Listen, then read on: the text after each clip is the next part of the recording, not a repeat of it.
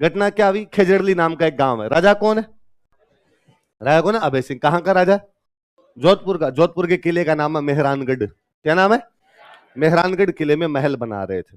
अब तो सीमेंट आ गई, पहले चूने का प्रयोग करते हैं ना, चूना यूज में लिया करते। चूना लकड़ियां जला के बनाते थे, लकड़ियां जलाते, लकड़ियां जला के चूना बनाया बनाया जाता था। तो चूना बनाने के लिए किसकी आवश्यकता पड़ेगी, लकड़ियों की। अभय सिंह के टाइम में इनके को प्रधानमंत्री थे, उनका नाम था गिरधारी दास। क्या नाम था, तो गिरधारी दास ने अपने सैनिक भेजे और सैनिकों को आगे जाओ और जाके आसपास के किसी गांव से लकड़ियां लेके आओ।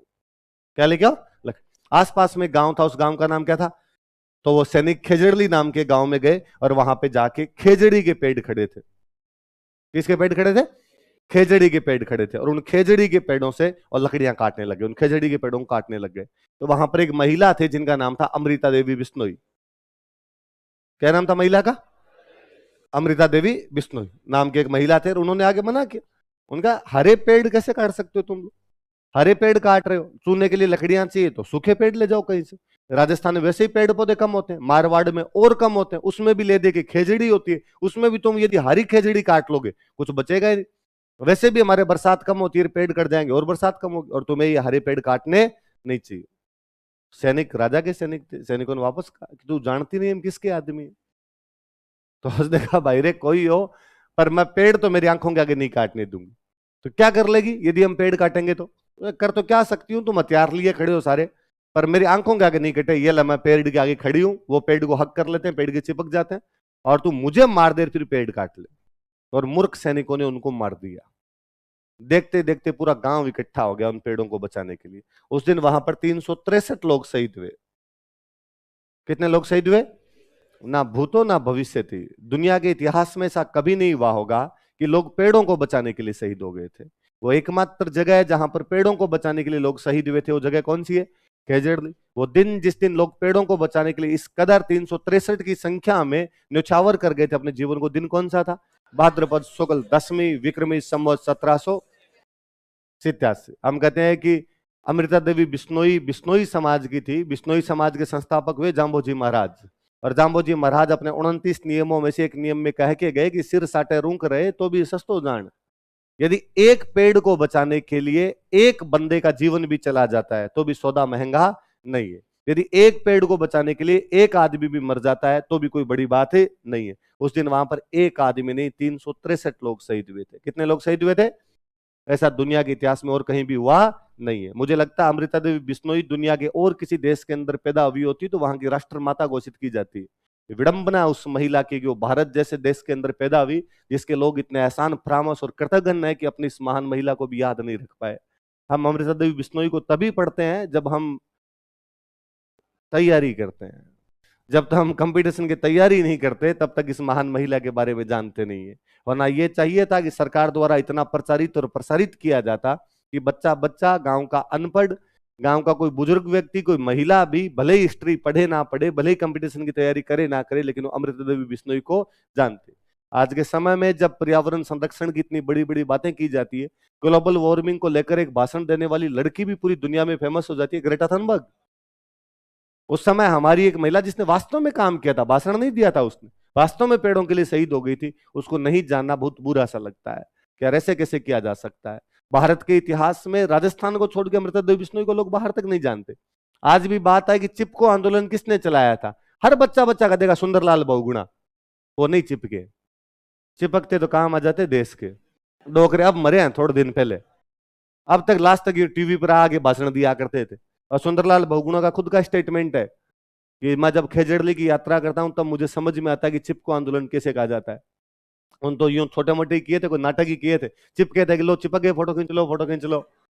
चिपकना इसको कहते हैं कि जब जान की बाजी लग जाए आपके पूरी तरीके से। याद रहेगा आपके कौन महिला थे, कितने लोगों के साथ, क्या बचाने के लिए, देखो पेड़ों की रक्षा के लिए, फॉर प्रोडक्शन ऑफ ट्रीज, पेड़ों की रक्षा के लिए, for production of trees, Amrita Devi Bishnoi के नेतृत्व में, under leadership of Amrita Devi Bishnoi, Amrita Devi Bishnoi के नेतृत्व में, under leadership of Amrita Devi Bishnoi, 363 लोग पेड़ों को बचाने के लिए शहीद हो गए थे। 363 पीपल वर मार्टियर्ड। 363 लोग शहीद हो गए थे। पेड़ तो लिख लिया हमने। 363 लोग शहीद हो गए थे, ये लिख लो। 363 पीपल वर मार्टियर्ड। 363 लोग शहीद हो गए थे। 363 पीपल वर मार्टियर्ड। कौन से गांव की बात है? लिखो, भाद्रपद शुक्ल दशमी को on 10th bright day of Bhadrapada, Bhadrapad शुक्ल दशमी को on 10th bright day of Bhadrapada Khejarli में वृक्ष मेले का आयोजन किया जाता है। Tree festival is celebrated at Khejarli. उनकी याद में वृक्ष मेला लगता है। खेजड़ली में वृक्ष मेले का आयोजन किया जाता है। Tree festival is celebrated at Khejarli. Khejarli में वृक्ष मेले का आयोजन किया जाता है। Tree festival is celebrated at Khejarli. Khejarli में वृक्ष मेले का आयोजन किया जाता है। फिर लाइन चेंज करके लिखो, पर्यावरण संरक्षण के क्षेत्र में, फॉर एनवायरमेंट कंजर्वेशन, पर्यावरण संरक्षण के क्षेत्र में for environment conservation Amrita Devi Bishnoi पुरस्कार दिया जाता है। Amrita Devi Bishnoi award is given. Amrita Devi Bishnoi पुरस्कार दिया जाता है। Amrita Devi Bishnoi award is given. Amrita Devi Bishnoi पुरस्कार दिया जाता है। आज घर पे जाके चेक करना किस किस को अवार्ड मिला है, इस बार का अवार्ड किसको दिया, कितने रुपए मिलते हैं, कैसे मिलते हैं, देख लोगे सारे। मैं कल पूछूंगा आपसे। लिखो, दरबारी विद्वान। ये तो अभय सिंह के टाइम की घटना है। फिर दरबारी विद्वान पढ़ते हैं। Court scholars.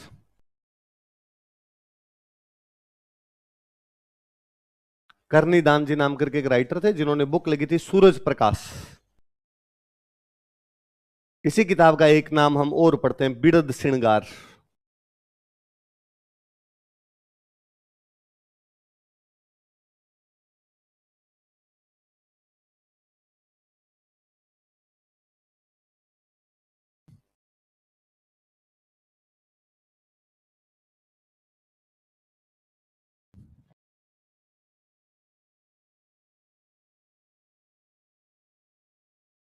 एक बंदे का नाम है वीर भाण और बुक का नाम है राजरूपक।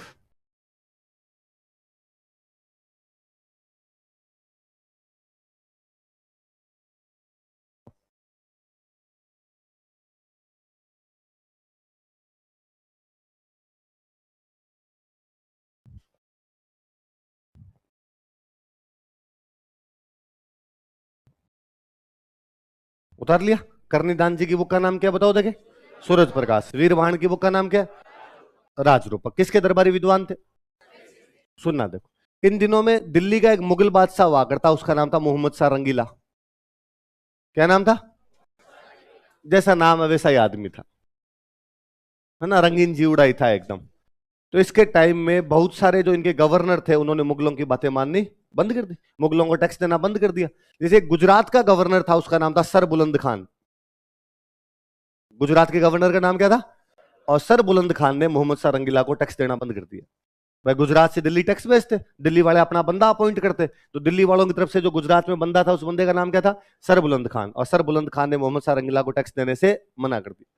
तो भाई कौन आदमी है जो मोहम्मद शाह रंगीला को हरा के और वहां से टैक्स लेके आ जाए?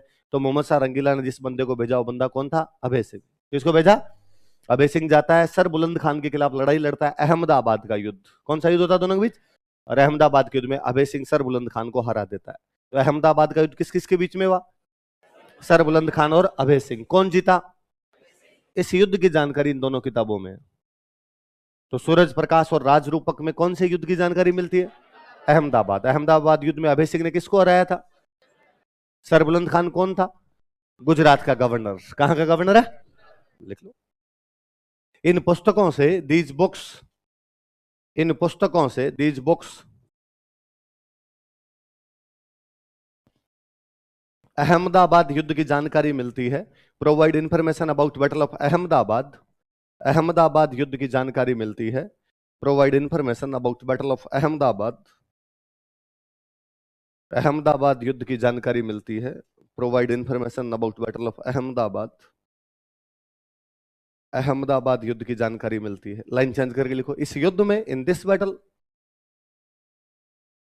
इस युद्ध में, in this battle, Abhay Singh ने गुजरात के गवर्नर सर बुलंद खान को हराया था। Abhay Singh defeated Gujarat governor Sarbuland Khan.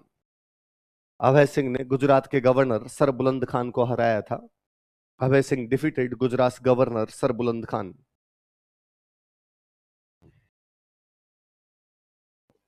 Abhay Singh ने गुजरात के गवर्नर सर बुलंद खान को हराया था।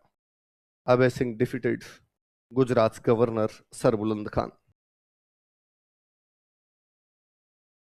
अगला राजा लिखो, मान सिंह।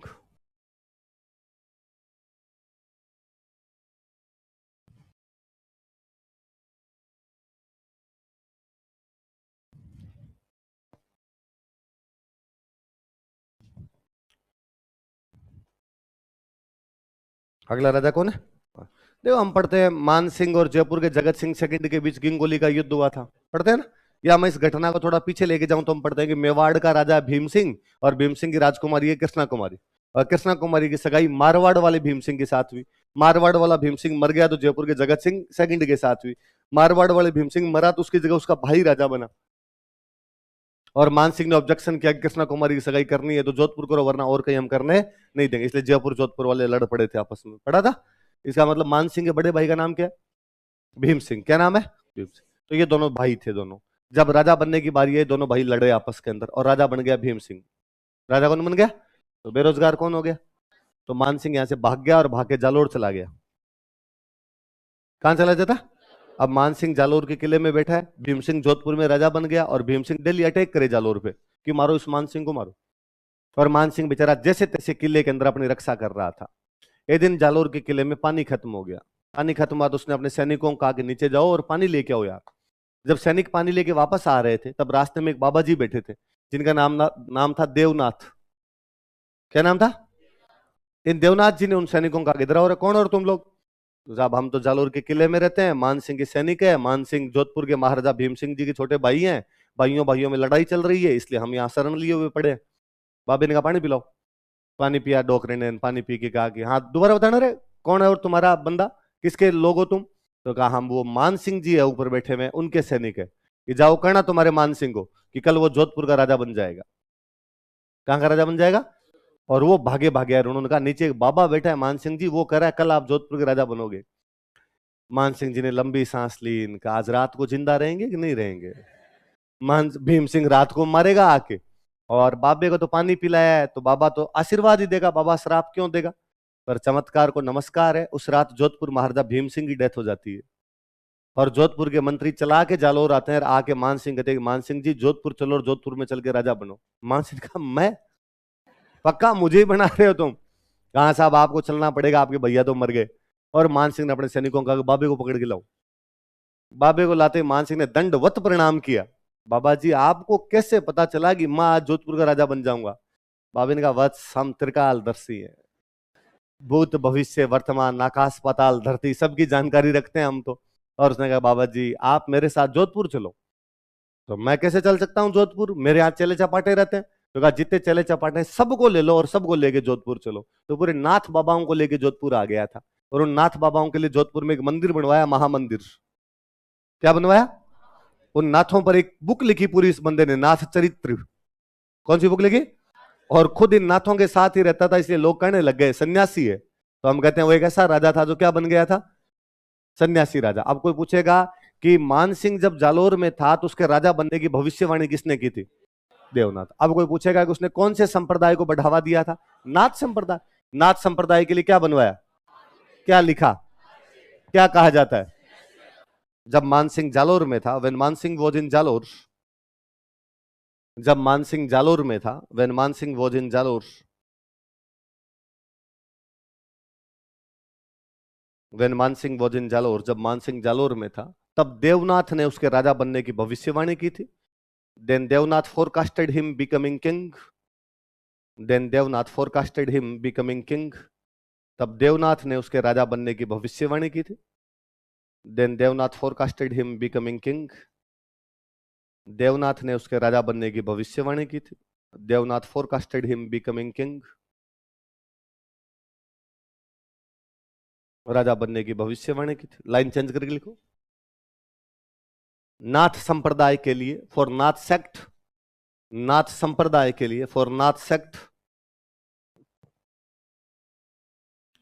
जोधपुर में महामंदिर का निर्माण करवाया था। ही बिल्ट महामंदिर एट जोधपुर, जोधपुर में महामंदिर का निर्माण करवाया था।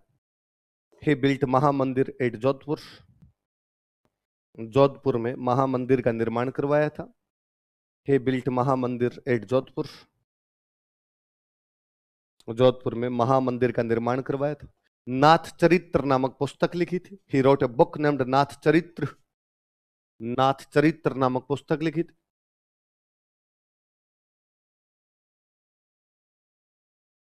ही wrote a book named Nath Charitra, Nath Charitra नामक पुस्तक लिखी थी।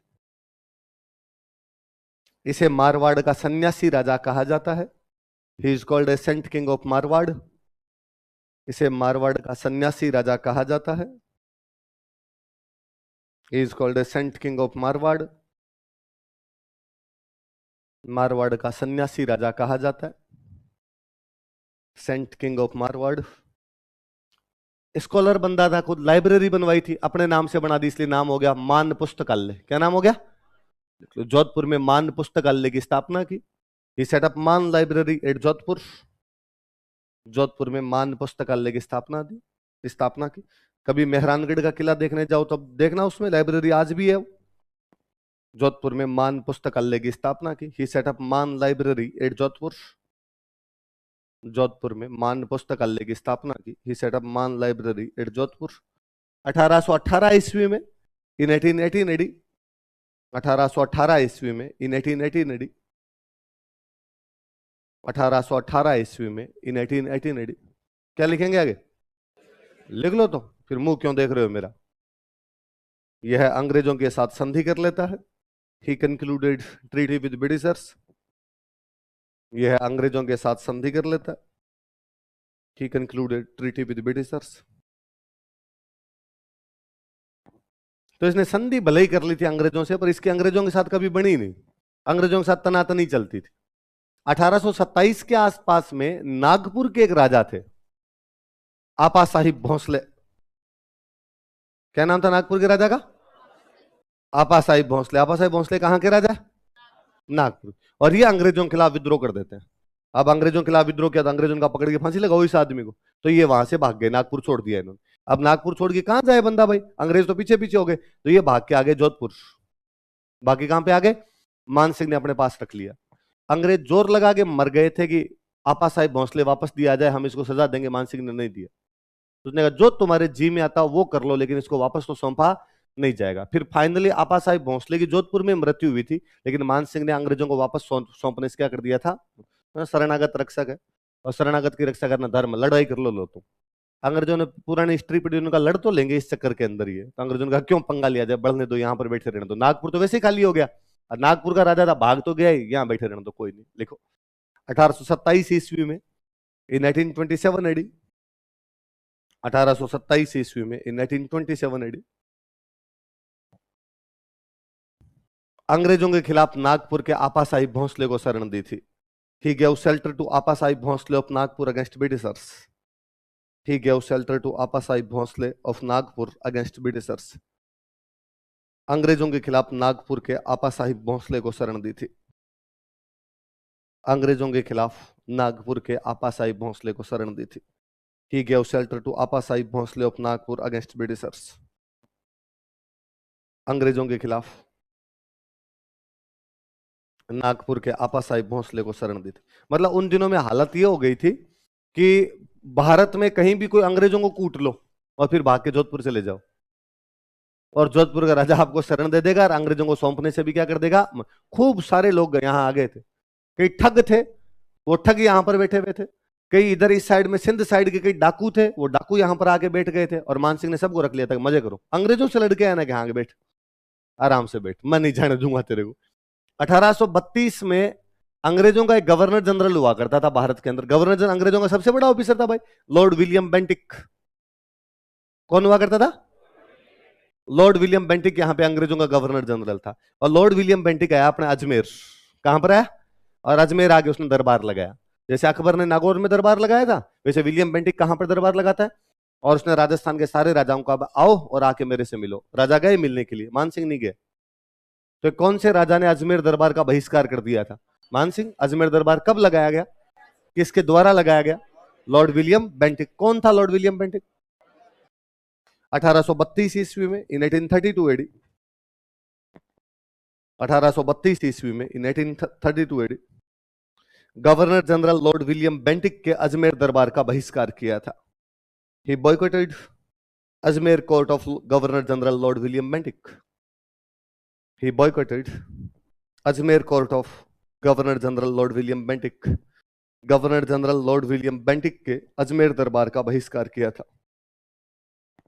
Governor general lord William Bentinck के अजमेर दरबार का बहिष्कार किया था। Boycotted Ajmer court of governor general lord William Bentinck. Governor general lord William Bentinck के अजमेर दरबार का बहिष्कार किया था। किसने? लिखो दरबारी विद्वान।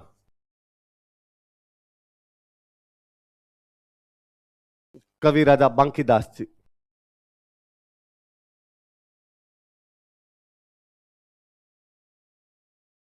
क्या नाम है कवि राजा बांकीदास?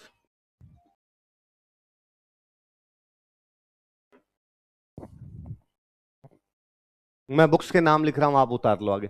नैणसी ने ख्यात लिखी तो नाम क्या हो गया? नैणसी ख्यात। बांकीदास जी ने लिखी तो हो गया बांकीदासरी ख्यात। क्या नाम हो गया बुक का? बांकीदासरी ख्यात।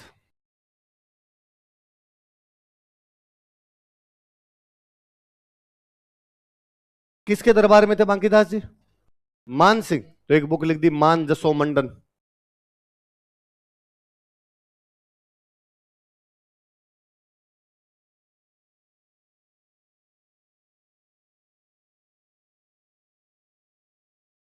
एक दानवीर लोगों पर एक बुक लिखी, उस बुक का नाम है दातार बाउनी।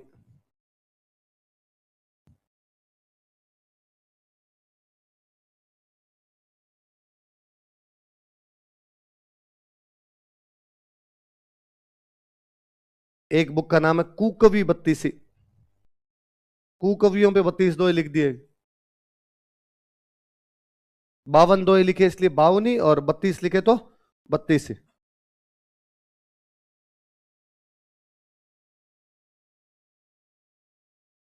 एक गीत और लिखा था, आयो अंग्रेज मुल्क रे ऊपर।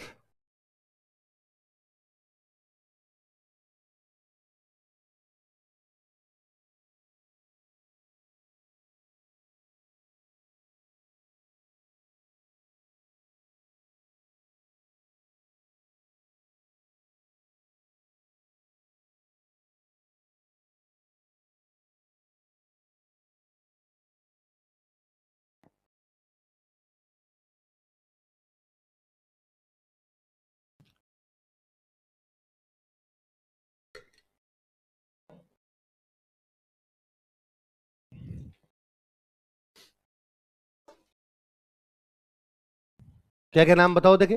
बांकीदासरी ख्यात, मानजसो मंडन, दातार बाउनी, कुकवी 32 और आयो अंग्रेज मुल्क। दातार तो समझते हो? दानवीर। दानवीर जो लोग होते हैं उन पे 52 दोहे लिख दिए, इसलिए नाम क्या हो गया किताब का? कुकवी। जो कवि अच्छे नहीं हो उन पे 32 दोहे लिख दिए, तो नाम क्या पड़ गया? कुकवी 32। वैसे अपने राजस्थान में दानवीर और सूरवीर लोगों की खूब तारीफें भी। अपने यूं दोहे थे कि मायर जन है तो दो जन कह दाता गए सूर, नितर रही जे बांझड़ी मत गमई जे नूर। कि मायर जन है तो दो ही जन, कि यदि मां तेरे को पैदा ही करने तो दो पैदा कर, या तो पैदा कर दानवीर या पैदा कर नितर रही जे बांझड़ी मत गमई जे नूर, वरना बच्चे पैदा करना ही मत। मतलब यूं ही पैदा करे उससे अच्छा है तो बच्चे पैदा नहीं करे। तू पैदा करे तो कम से कम या तो दानवीर पैदा हो या कैसा पैदा हो? सूरवीर पैदा हो। तो दातार बाउनी दानवीर लोगों पे लिख दिए। एक कौन सी लिख दी? कुकवी 32। गीत का नाम क्या? आयो अंग्रेज मुल्क। अंग्रेजों पे लिखा हुआ गीत है ना। बताओ यह जिस राजा का दरबारी विद्वान था वो राजा अंग्रेजों का विरोधी था कि सहयोगी था? विरोधी बना हुआ है। तो इस गीत में अंग्रेजों का विरोध होगा कि सहयोग होगा? तो ये गीत पूरा अंग्रेजों के विरोध में लिखा हुआ है। इसमें उन राजाओं की आलोचना की गई है जो अंग्रेजों का साथ देते हैं, उन राजाओं की प्रशंसा की गई है जो अंग्रेजों के खिलाफ है। बस समझो, तो लिखो।